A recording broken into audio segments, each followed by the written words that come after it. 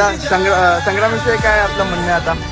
संग्राम पहिला म्हणजे आता तो वयात जास्तच आलेला आहे, पण तो पब्लिकचा डिमांडचा रेडा आहे आणि पब्लिकला मनोरंजन करणार. कुठल्याही मैदानामध्ये गेलं तरी त्याचं नाव संग्राम हा फुल फेमस आहे. बरोबर. आणि 100% झुंज दाखवणार जो ठाणे जिल्ह्याचं त्यांनी जो नाव ठेवलं ते एवढे छान आहेत.